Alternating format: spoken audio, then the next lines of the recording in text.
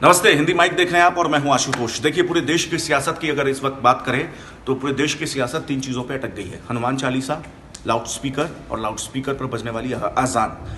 और ये पूरी विवाद की शुरुआत का पूरे जो विवाद है इसकी शुरुआत कहाँ से हुई? महाराष्ट्र से, जहाँ पर मनसे प्रमुख राज ठाकरे ने अपनी एक जनसभा में कहा कि अगर 3 मई तक, उन्होंने महाराष्ट्र की सरकार को अल्टीमेटम दिया कि 3 मई तक जितने भी मस्जिद हैं महाराष्ट्र में उसके ऊपर से लाउड स्पीकर अगर नहीं हटाया गया तो 3 मई के बाद दोगुनी आवाज में उन तमाम मस्जिदों के सामने मनसे के कार्यकर्ता हनुमान चालीसा का पाठ करेंगे। अब ये जो लड़ाई थी वो मनसे वर्सेस राज ठाकरे वर्सेस महाराष्ट्र सरकार की थी, लेकिन इस लड़ाई में कूद गई अमरावती से, महाराष्ट्र के अमरावती से सांसद नवनीत कौर राणा।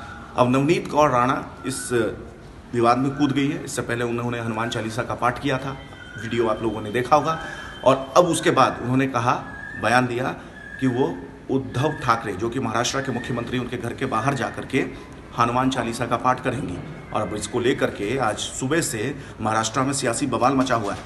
महाराष्ट्र की पूरी पुलिस नवनीत कौर राणा के घर के बाहर, मुंबई स्थित उनके जो आवास है उसके बाहर जमा हो गई है। उनको घर से बाहर नहीं निकलने दिया जा रहा है। नवनीत कौर राणा बाकायदा फेसबुक लाइव आई और उन्होंने कहा कि उनको घर से बाहर क्यों नहीं निकलने दिया जा रहा है। उद्धव ठाकरे को आखिरकार हनुमान चालीसा से क्या परहेज है? मैं तो उनके घर के बाहर जाकर के हनुमान चालीसा का पाठ करने वाली थी, ना कि घर के अंदर। वहीं संजय राउत, जो कि शिवसेना के नेता हैं, इन दिनों सबसे ज़्यादा उद्धव ठाकरे के सबसे करीबी नेताओं में से एक,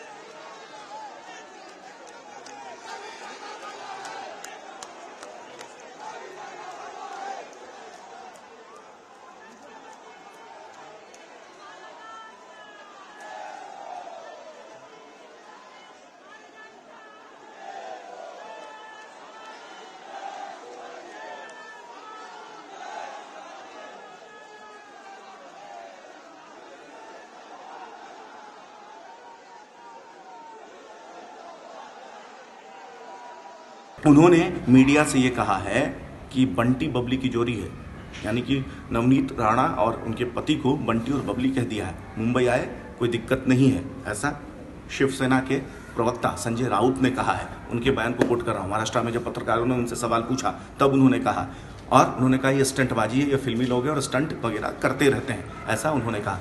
लेकिन सवाल ये है कि आखिर ये आज़ान, हनुमान चालीसा और लाउड स्पीकर, ये जो विवाद है कब तक थमेगा? कब तक ये विवाद चलता रहेगा?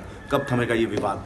ये एक बड़ा सवाल है, क्योंकि इसमें आए दिन राज ठाकरे ने इस पूरे मुद्दे को उठाया, उसके बाद आए दिन भारतीय जनता पार्टी के नेता हों। और आपको बता दें कि नवनीत कौर राणा जो है वो अमरावती से सांसद हैं, निर्दलीय सांसद हैं। और बताया ये जा रहा है कि 2019 के चुनाव में बाकायदा एनसीपी के सहयोग से वहाँ पे वो चुनाव जीती थी। और अब उन्होंने हिंदुत्व का राग अपना लिया है। केंद्र की मोदी सरकार से उनकी नज़दीकियाँ दिखाई दे रही है, इसमें कोई शक नहीं है। संसद में भी कई बार उन्होंने सरकार के फेवर में कई बयान दिए हैं, कई दलीलें दी हैं। लेकिन अब इस मुद्दे को, हिंदुत्व के मुद्दे को नवनीत कौर राणा जो है वो अपना ली। उन्होंने अपने फेसबुक लाइव में ये भी कहा है कि महाराष्ट्र की सरकार और वहाँ के मुख्यमंत्री उद्धव ठाकरे सिर्फ लोगों को जेल में डालना जानते हैं, उनको हनुमान चालीसा से क्या परहेज है, ऐसा उन्होंने सवाल किया है। अब देखते हैं कि नवनीत कौर राणा जो है वो उद्धव ठाकरे, जो कि महाराष्ट्र के मुख्यमंत्री हैं, उनके घर के बाहर हनुमान चालीसा का पाठ करती है कि नहीं, क्योंकि उनके घर के नवनीत कौर राणा के घर के बाहर जो है वो पुलिस की बंदोबस्त है। इसके अलावा शिवसेना के जो कार्यकर्ता हैं वो भी वहाँ पर जाकर जमा हो गए हैं उनके घर के बाहर, नवनीत कौर राणा के घर के बाहर। जो शिवसेना का जो मुख्यालय, माफ़ी चाहता हूँ, उद्धव ठाकरे का जो आवास है उसके घर के बाहर शिवसेना के भारी कार्यकर्ता जमा हो गए हैं। तो एक तरीके से टकराव की स्थिति देखने को बन रही है। और देखिए, विडंबना देखिए कि नवनीत कौर राणा एनसीपी के सहयोग से बतौर निर्दलीय प्रत्याशी अमरावती से लोकसभा के चुनाव जीती। और शिवसेना एक टाइम में हार्डकोर हिंदुत्व का मुद्दा था, भारतीय जनता पार्टी से भी ज़्यादा उग्र रहती थी शिवसेना हिंदुत्व के मुद्दे पर, अब शिवसेना जो है हनुमान चालीसा को लेकर के नवनीत कौर राणा को, शिवसेना की सरकार उनको होम डिटेन की हुई है। फिलहाल देखते हैं इस पूरे विवाद का क्या नतीजा निकल कर आता है। हमारी तमाम जो खबर है उस पर नज़र बनी हुई है। आपका क्या कहना है इस बारे में, आप कमेंट करके बताइए। अगर इस वीडियो को आप फेसबुक पे देख रहे हैं, पेज लाइक कीजिए, यूट्यूब पे देख रहे हैं, चैनल सब्सक्राइब कीजिए। नमस्कार।